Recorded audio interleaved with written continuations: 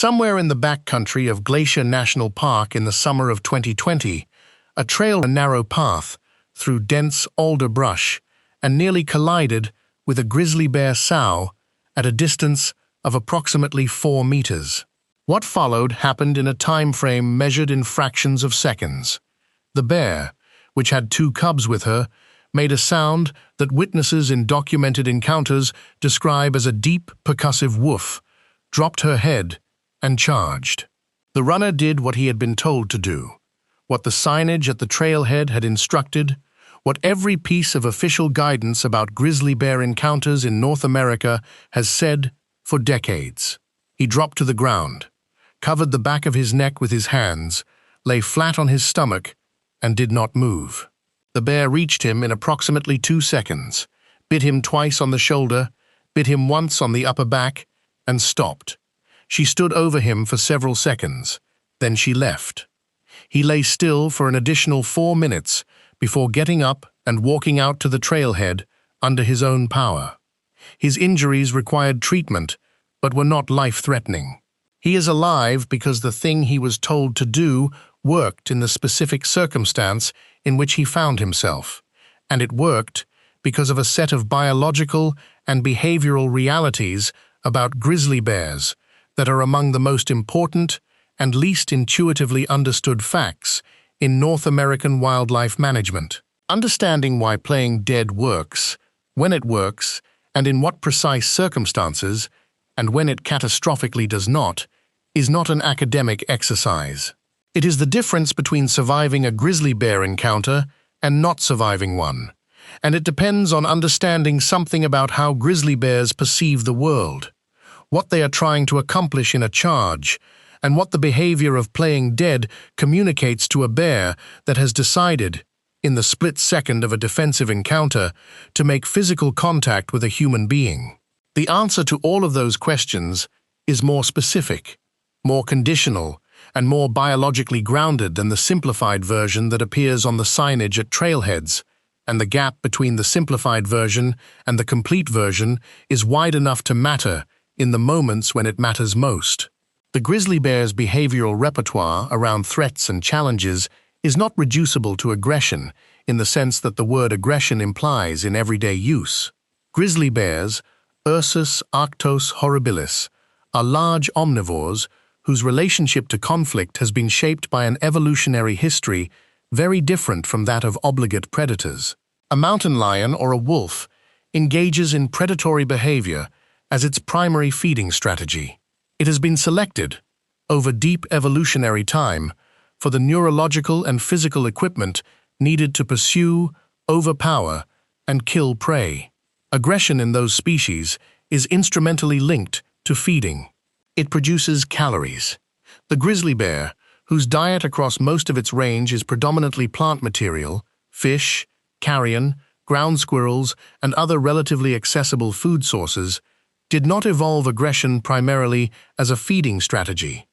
It evolved aggression primarily as a defensive strategy. The grizzly bear's enormous size, its physical power, and its willingness to charge and make contact with threats up to and including much larger animals, including other grizzly bears, other bear species, and historically, the predators that shared its range, all developed in the context of an animal that needed to protect itself, its food resources, and most critically, its offspring from harm. This evolutionary context is the foundation on which everything else about grizzly bear behavior in human encounters rests. When a grizzly bear charges a human being in the circumstances that produce the majority of documented encounters, it is not, in most cases, initiating a predatory sequence. It is executing a defensive behavior that has been selected for its effectiveness at neutralizing perceived threats. The bear is not trying to eat the human. It is trying to make the threat stop. And this distinction between a predatory charge and a defensive charge is the biological basis of the advice to play dead, because playing dead works on the defensive charge and fails on the predatory one.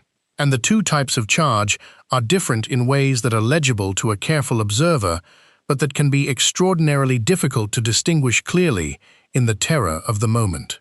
The defensive charge is triggered by a specific threat assessment. A grizzly bear that is surprised at close range, a bear that perceives a direct approach toward its cubs or its food cache, or a bear that is competing with another animal for space or resources, is operating in a defensive mode, whose goal is cessation of the threat rather than consumption of the threatening animal. The charge in this context is a continuation of the threat response by more extreme means, the final step in an escalating sequence that may include vocalization, ground slapping, huffing, jaw popping, and bluff charges before making contact. When a grizzly bear in defensive mode makes contact with a human, and the human then ceases to present the stimulus that triggered the defensive response, which is what playing dead accomplishes, the bear's goal has been achieved. The threat is no longer behaving like a threat. The stimulus that drove the escalation to contact has been removed. The bear has no further behavioral imperative to continue the attack. It stops. It may stand over the person. It may sniff them. It may bite again briefly to confirm that the threat has ceased. And then, in the documented record of defensive encounters where the person played dead effectively, it leaves. The physiology of this process involves the bear's threat assessment system, which is processing information continuously during the encounter and updating its behavioral output in response to that information. A human being who is upright, making eye contact, making noise, or attempting to flee is presenting a continuous stream of threat-relevant stimuli to a bear that is already in a defensive arousal state. A human being who is flat on the ground, motionless, silent, and offering no behavioral signals consistent with continued threat, is presenting a radically different stimulus profile. The bear's nervous system, which is sophisticated enough to make fine-grained discriminations between behavioral states of potential threats, reads the change. The threat level it is assessing drops. The defensive imperative that drove the attack weakens. In most documented cases, the bear disengages. The injuries sustained in successful playing dead scenarios are typically to the back, the shoulders, and the back of the neck and head, which is the body surface that is presented to the bear when the person is lying face down with hands covering the neck. These are serious injuries. They are not trivial, but they are survivable injuries in the vast majority of cases, and the survival rate of people who play dead effectively in documented defensive grizzly encounters is substantially higher than the survival rate of people who fight back, attempt to flee, or maintain upright threatening postures during defensive attacks. The statistical comparison is not a controlled experiment, and the sample sizes are not large, but the directionality of the evidence is clear enough that it forms the basis of the consistent official guidance that has been provided by wildlife agencies, park services, and wilderness safety organizations for decades. The mechanics of playing dead correctly deserve more specific attention than they typically receive in trailhead signage, because the technique is not simply a matter of lying down and being still. The position matters. Face down, not face up, because a face-up position presents the throat and abdomen to the bear, and a bear in physical contact with a threat may continue biting if the most vulnerable anatomical surfaces are exposed. Hands laced behind the neck, not at the sides, because the back of the neck is the site of the killing bite that predators apply to prey, and a bear in physical contact with a person may briefly apply a similar bite, and having the hands there provides some protection for the cervical spine and brainstem. Legs spread slightly if possible, to make it more difficult for the bear to flip the person over. Pack left on if wearing one, because it provides protection to the back, and because the bear's investigation of the pack material may substitute for continued investigation of the person. Silence, stillness, controlled breathing to the extent that controlled breathing is possible while being attacked by a grizzly bear, which requires a quality of self-regulation that is not instinctive and that wilderness safety trainers describe as the hardest element of the technique to actually execute under the physiological conditions of genuine mortal terror. The duration requirement is one of the most critical and most frequently underappreciated elements of the technique. Playing dead is not something a person does until the bear stops biting and then gets up. It is something a person does until the bear has left the immediate area and sufficient time has passed to be reasonably confident that the bear is not still in close proximity and monitoring the situation. The documented record of defensive attacks includes cases in which a bear disengaged from contact, waited in the immediate vicinity while the person moved or got up, and then reattacked. The reattack scenario is specifically likely in encounters involving a sow with cubs, where the bear's defensive motivation remains high, and where the presence of cubs means the bear has a continued interest in ensuring the threat is neutralized before moving her cubs away from the area. Wildlife safety guidance typically recommends remaining still for a minimum of several minutes after all sounds of the bear have ceased, which in dense brush, in a state of extreme physiological arousal, is a period of time that feels considerably longer than it is. The people who get reattacked are, disproportionately, people who got up too soon. The one time the rule breaks is the fact around which every other element of this discussion orbits, because it represents the categorical exception that makes the rule itself comprehensible. Playing dead is contraindicated, specifically and unambiguously, in predatory attacks. A grizzly bear that is initiating a predatory attack is not executing a defensive behavior sequence aimed at neutralizing a threat. It is initiating a feeding behavior sequence aimed at obtaining a food resource. Playing dead in response to a predatory attack removes the one behavioral signal that predatory attacks respond to, which is active, vigorous, committed resistance, and replaces it with the behavioral profile of an animal that has been successfully subdued, which is exactly what a predator in a predatory sequence is trying to produce. Playing dead in a predatory attack is the worst possible response because it tells the bear that the predatory strategy is working. The predatory attack by a grizzly bear is a different event from the defensive attack in ways that are both behavioral and contextual.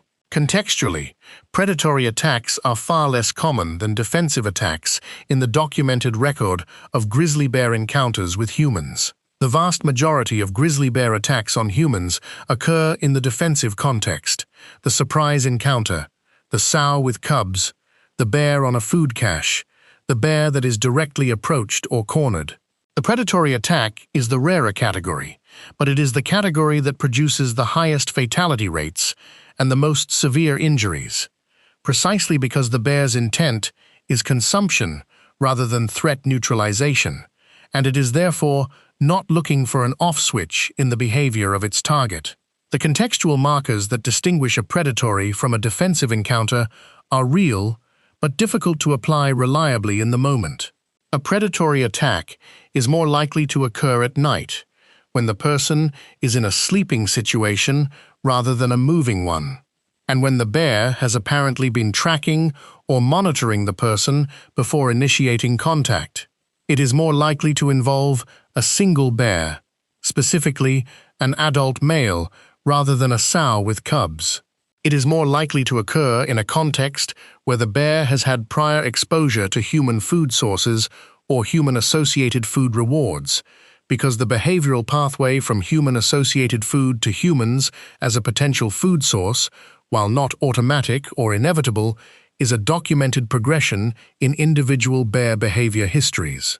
The attack is more likely to be preceded by a period of the bear circling, approaching slowly and apparently assessing the target, rather than by the sudden, explosive short-range charge that characterizes most defensive attacks. A predatory attack may feel different in quality from a defensive attack, more deliberate, less explosively frantic, more sustained in its focus. These distinctions are real in aggregate across the documented record. They are very difficult to apply in real time to the specific bear in front of you. The advice that follows from all of this, the advice to fight back with everything available in a predatory attack, while playing dead in a defensive attack, presents a practical problem that wildlife safety educators acknowledge honestly and that has no clean solution. Determining which type of attack is occurring, in the seconds between initial contact and the moment at which a response strategy must be committed to, requires a level of situational assessment that is difficult to execute when the assessment is being conducted simultaneously with being bitten by a 250-kilogram bear. The contextual markers described above can be evaluated before an encounter occurs, in the pre-encounter period when a person is assessing their situation and the environment they are in. They cannot be reliably assessed during the attack itself, with the precision that the binary response strategy seems to require. Wildlife safety researchers are aware of this limitation and have explored various ways of presenting the guidance that acknowledge its conditionality without undermining the core message. The current consensus approach emphasizes that playing dead is the default response in any contact situation, unless there is clear and compelling evidence of predatory intent, because the defensive attack is far more common than the predatory one, and because playing dead in a predatory attack is survivable if the person then transitions to active resistance when it becomes clear that the bear is not disengaging. This transitional strategy, playing dead initially and then fighting back if the bear does not disengage, is what wildlife safety educators in the most experienced programs now teach as the most practically executable version of the guidance.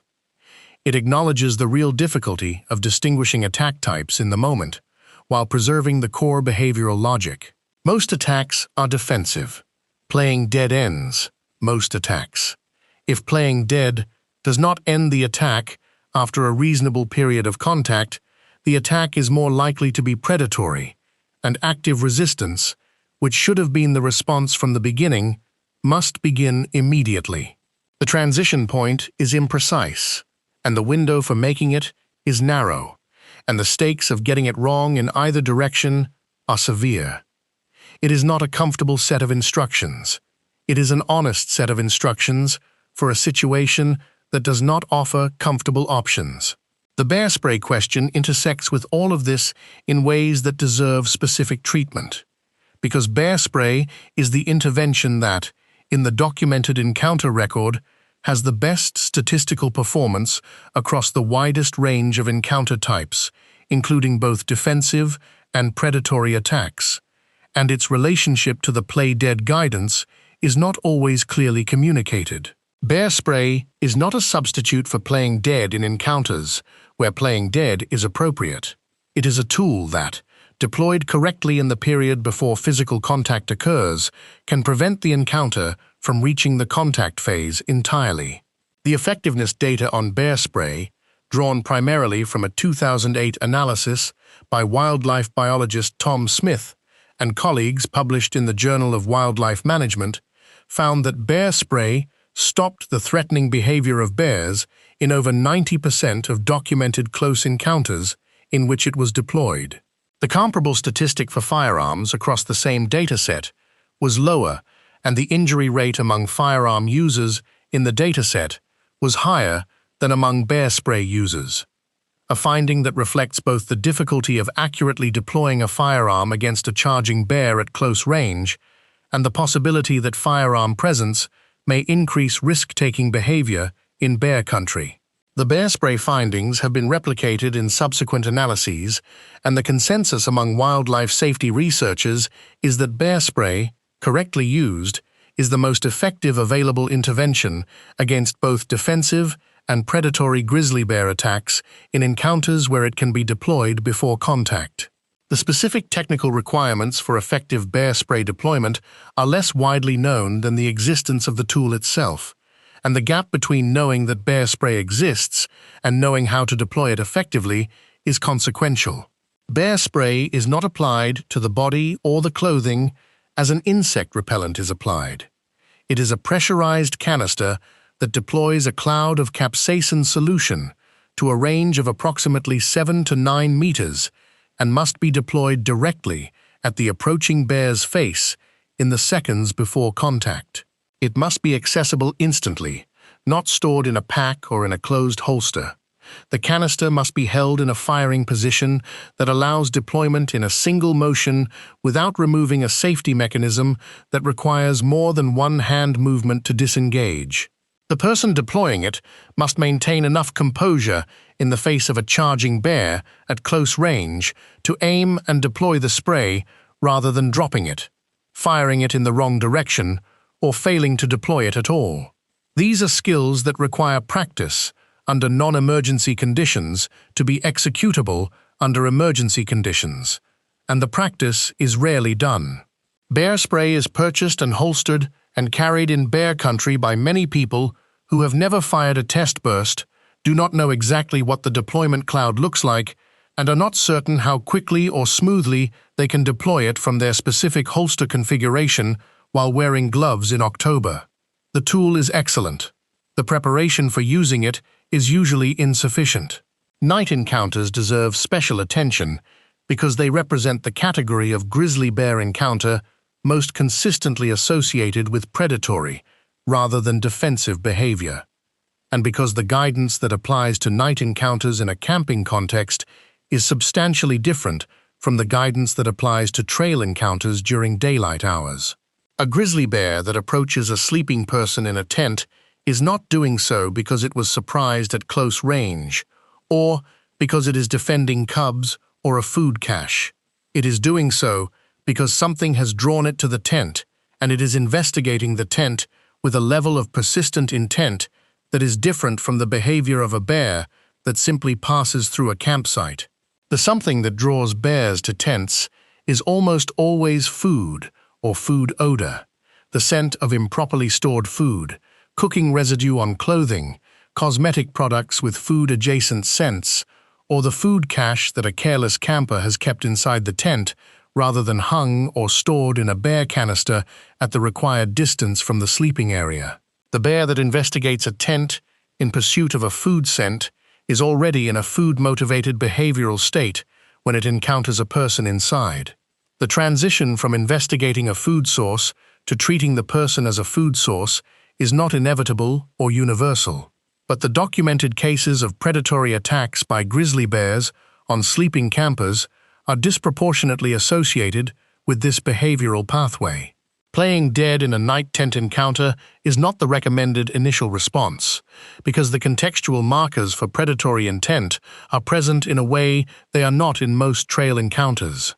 The recommended response to a grizzly bear investigating or breaching a tent is active defense, using bear spray if it is accessible and positioned for deployment within the tent, which it should be, and fighting back with everything available if it is not.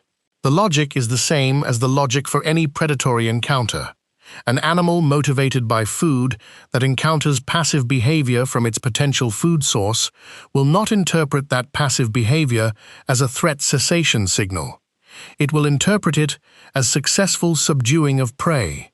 The night encounter where a bear is actively breaching a tent represents one of the contexts in which wildlife safety guidance is most unambiguous about the contraindication for playing dead, and it is also one of the contexts in which that guidance is least well known among the general camping public, many of whom carry a vague sense that playing dead is generally the appropriate response to grizzly encounters without the contextual specificity that makes the guidance useful.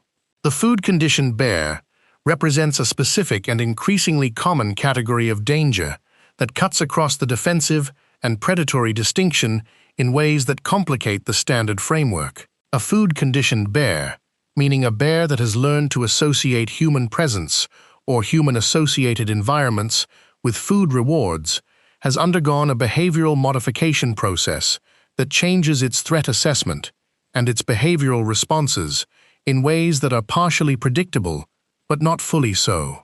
A bear that has been successfully approaching campgrounds, raiding dumpsters, obtaining food from improperly secured camping setups, or otherwise receiving food rewards from human-associated environments over a period of seasons, has been reinforced for approaching and persisting in human proximity in ways that a naive wild bear has not. Its tolerance for human presence has increased, its wariness of human behavioral signals has decreased, and its associative connection between humans and food has been strengthened with each successful food-obtaining encounter. This is not the same as a predatory bear, but it is a bear whose behavioral responses to human presence are not calibrated to the same set of stimuli as a fully wild bear, and that miscalibration can produce outcomes in encounters that the standard play dead or fight back framework does not cleanly account for.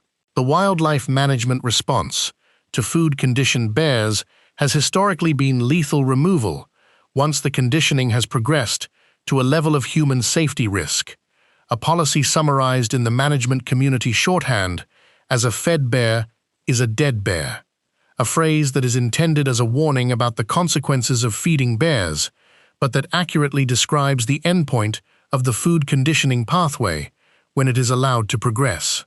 Prevention of food conditioning through rigorous food storage practices, aggressive management of human food sources in bear habitat, and early intervention when individual bears begin showing patterns of human food association is substantially more effective as a management strategy than attempting to rehabilitate bears that have already progressed through the conditioning process. The documented success rate of behavioral rehabilitation in food-conditioned bears that have reached the threshold of active food seeking in human environments is low enough that most wildlife managers treat it as not a viable alternative to removal. The practical consequence of this reality for people recreating in bear country is that the bears most likely to present in campsites, at trailheads, and in close proximity to human activity are disproportionately bears whose behavioral conditioning has already shifted them away from the normal wariness that characterizes wild grizzly bear behavior. The bears most likely to be encountered in human proximate settings are the bears whose behavior is least predictable within the standard framework. The grizzly bear's intelligence is a factor in all of this that deserves explicit acknowledgement, because it is the variable that makes the behavioral picture more complex than a simple stimulus-response framework can fully capture. Grizzly bears are among the most cognitively sophisticated large mammals in North America. Their problem-solving ability, their spatial memory, their capacity for individual learning and behavioral modification, and their ability to generalize from experience to novel situations have been documented in both wild and captive contexts at levels that consistently surprise researchers who expected less. A grizzly bear that has had multiple encounters with humans in the defensive context has accumulated information about those encounters that it applies to subsequent ones.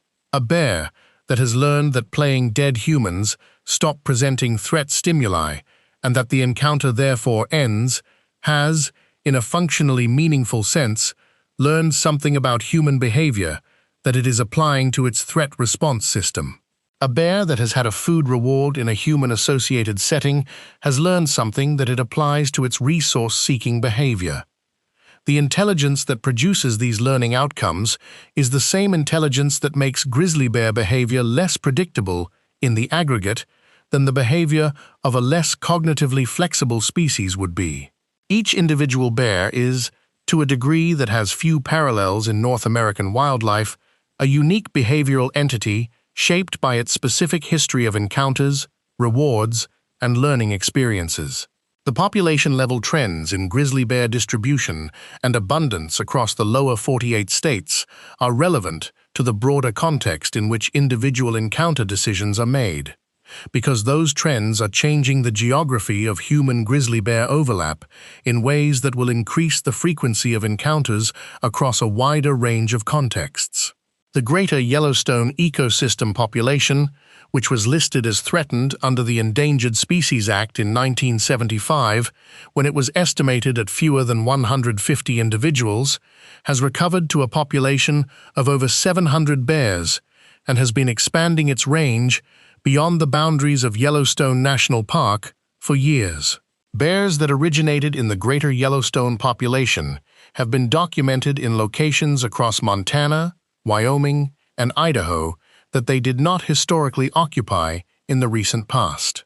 The Northern Continental Divide ecosystem population, centered on Glacier National Park and the Bob Marshall Wilderness, has similarly expanded and is now estimated at over 1,000 individuals. The two populations, which were historically separated by a gap of unsuitable habitat in the Rocky Mountain front, have been moving toward each other for over a decade and may already be exchanging individuals across the gap. The recovery of the grizzly bear in the contiguous United States is a genuine conservation success story, with which the passenger pigeon story that this series has told in detail provides a particularly stark contrast. It is also a success story that is expanding the envelope of human grizzly bear coexistence into landscapes and communities that have not historically had to develop the awareness and the behavioral protocols that the coexistence requires. The specific challenge of communicating grizzly bear encounter safety to a public that is increasingly likely to encounter grizzly bears in areas where the encounters were not previously common is one that wildlife management agencies in the expanding range states are grappling with imperfectly. The information exists, the guidance is clear, conditional, in the appropriate ways, and well supported by the encounter record. The gap between the existence of the information and its effective internalization by people who will never seek it out proactively, who will not read the full interpretive panel at the trailhead, who will not take a wilderness safety course before their first visit to a national park in bear country, is wide and has not been substantially narrowed by the communication approaches currently in use.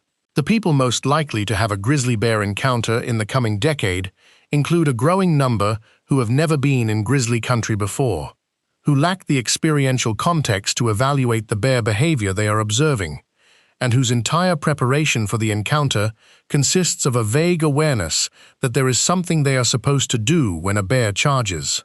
The vague awareness is not adequate preparation.